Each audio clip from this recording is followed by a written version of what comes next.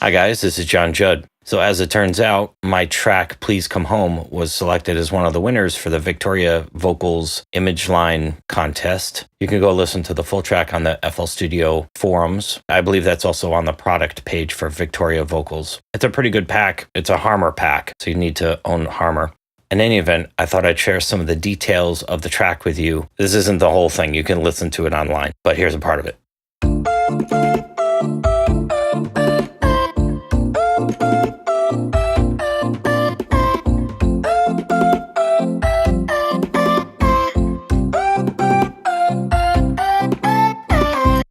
You can go online and check the whole track out there.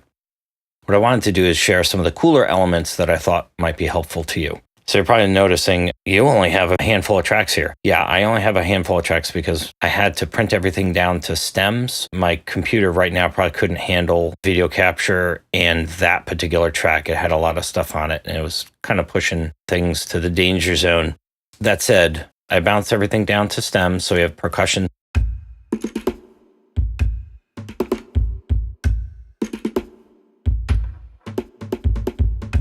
Like in the chorus.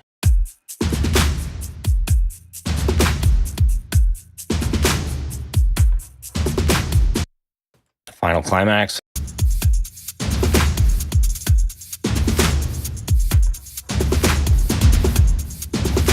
The main percussion in the chorus, that's Heaviosity, Damage, and also Sound Iron, Apocalypse. Then I have another stem here.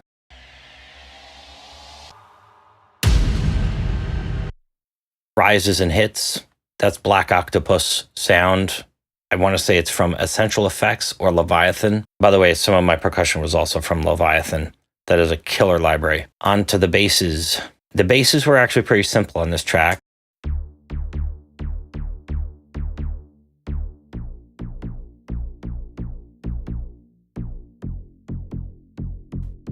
Chorus.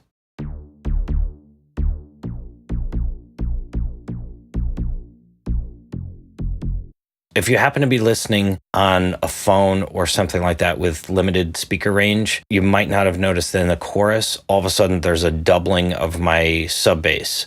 Like I took the bass and doubled it an octave down, so now there's a sub bass. I doubled it with a different patch, obviously. If I remember, it's probably all citrus. Okay, so now on to some other stuff. Let's see what this sounds like. I added that just to add some accents. We have some call and response type of stuff in the verse.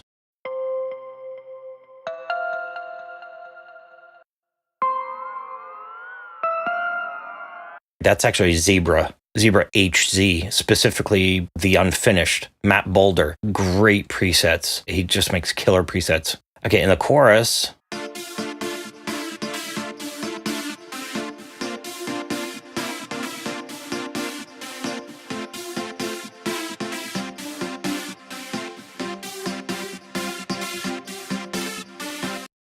so in the chorus there, you'll notice that I went and widened the stereo field.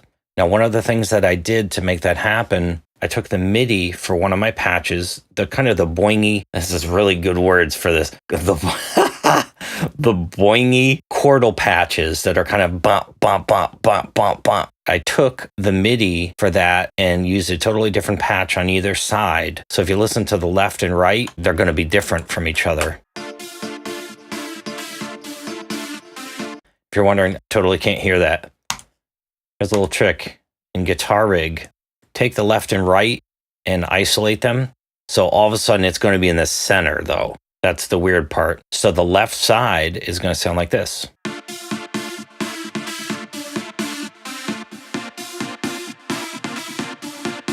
Right side.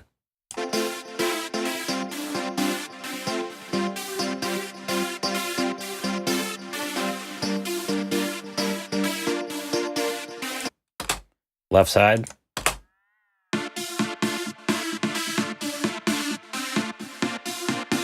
Right side.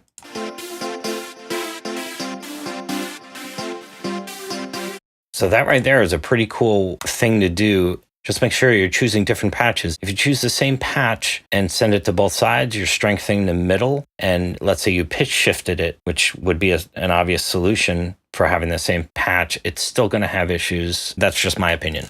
Moving on. One thing I want to show you about the pads that I thought was kind of neat. I wanted everything in verse 1 to build into chorus 2.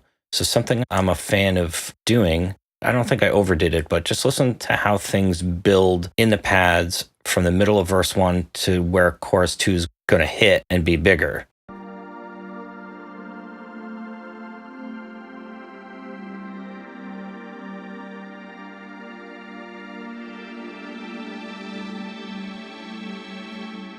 So it wasn't a huge effect, but it was enough to bring out some brightness in it. And what I did there, typically I'll have a synth patch. It'll be full spectrum. And if it isn't full spectrum, I'll actually go inside the synth and make sure there's not a filter cutting it off. And then what I'll do after I printed the audio, I'll control that particular cutoff with Love Filter. Let's say you wanted it to be some kind of crazy build.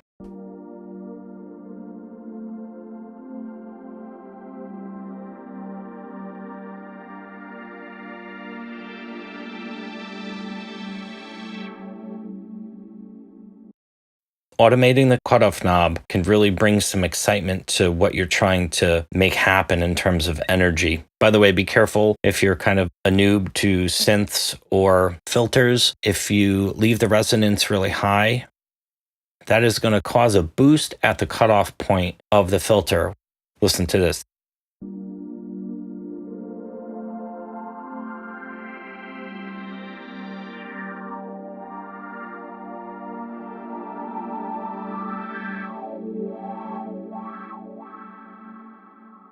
This will make a boost at the cutoff point.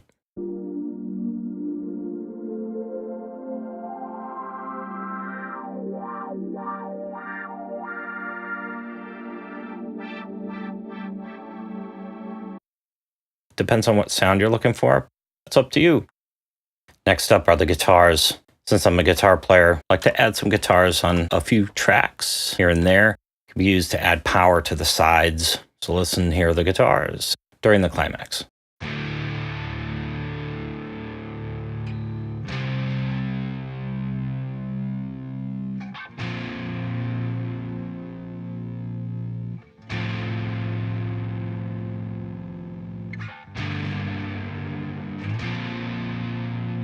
So once again, if you're adding guitars to a track, use a different guitar, use a different pickup to record the sides. On your left side, you have one guitar. On your right side, you have another guitar. Physically use a different guitar and or use a different pickup if you only have one guitar. And amp sims, use a different amp sim. Literally, if I use guitar rig on one on the left, I'll try to use amplitude on the right or some other amp sim. I've found that it just makes your guitars sound a little different, which in this kind of thing, if you have them pan to the side, totally what you want, because it's the differences that you hear on the sides that are valuable. So to prove that the sides sound different, if you go into Guitar Rig, we're going to go listen to the left guitar.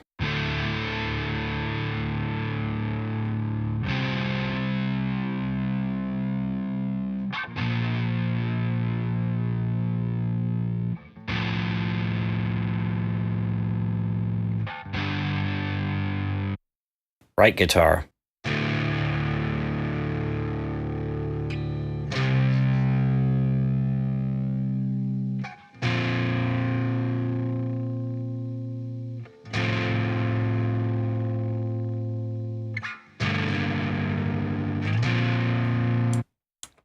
So if you really listen closely to those parts, you'd have to listen to the whole thing, but if you really listen closely, you'd notice that the guitar parts are actually a little bit different from each other.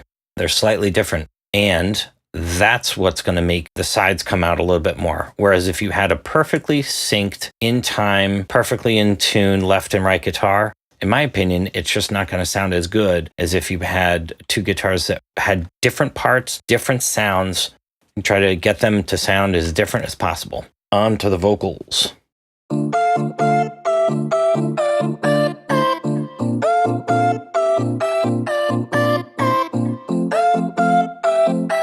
Some chordal things. Those are Victoriya patches, obviously. I remember during the time I was writing this, I was printing a lot of this to audio. I was automating some of the formants as I went through. And one thing I wanted to point out as I approached the verse, Listen to the sides right here. All of a sudden, I added 2 pads to the sides to kind of make it a little wider and bigger.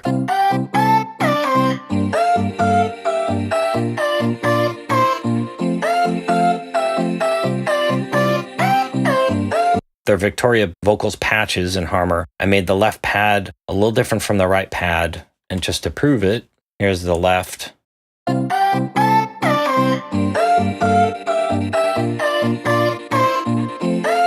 The left is glitchy, right? The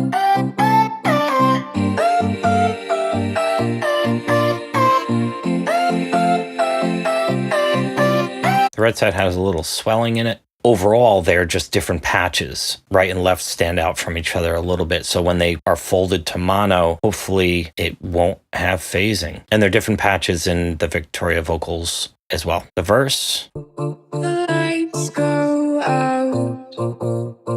I have lost myself. I can't go on. In retrospect, there's one thing I would have changed about how I mixed this and did it. I would have taken the delay and reverb off of the Harmor patches and added my own later. I probably would have liked a little more on there, a little dry for me. The chorus.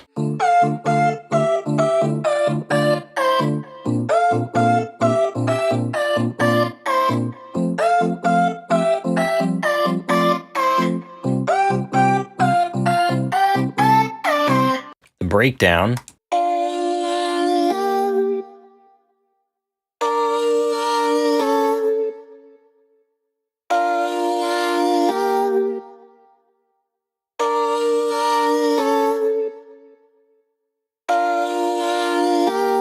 So you're hearing lots of patches, and there are obviously different pitches. If I remember, I took a lot of these patches that you're listening to, I doubled them and then pitched them up or down 3 cents or 6 cents and panned them to the sides, but I put them down really low. So hopefully that's making it sound a little fatter. Climax. Only the harmony has really changed there. There are some other Victoriya patches. It was just kind of cool what I ended up doing with them. So maybe this will be the most valuable thing I've shown you so far. The first is this.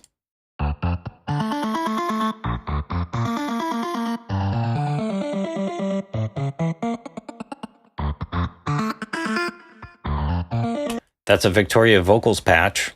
And if you're wondering, well, what on earth is that? I took a Victoriya Vocal chop. I actually pulled the synth part up, so we should hear it.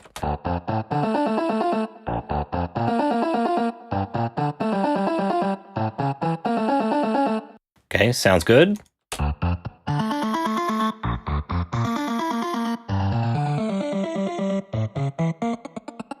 If you're wondering how it got kind of like pick it, like it, that's the official musical term for it, pick it. If you're wondering how it ended up doing that, in Harmor, if you want to take one of those patches and just keep on re-triggering it, make sure you go to the envelope and you need to turn global off. And I remember what I was doing as it was going, because I did a lot of this in real time, literally grabbing my mouse. I'll play the patch.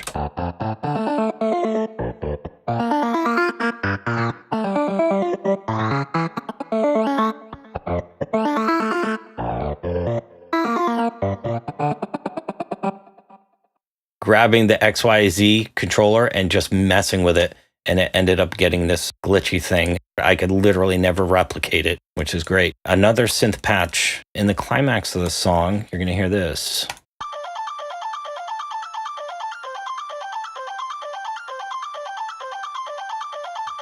That's a Victoriya Vocals patch. It sounds pretty synthy. Well, here's what we have.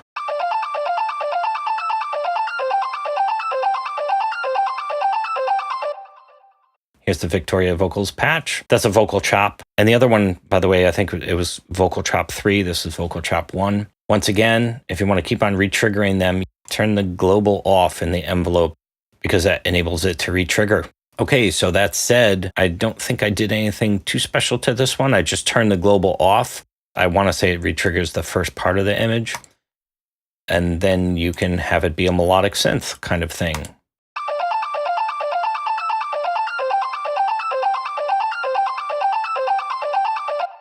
Okay, so thank you for watching. I hope there's some stuff in there that might have helped you. If you want to listen to the whole track, go to the Image Line site and look up Victoriya Vocals. It's called Please Come Home.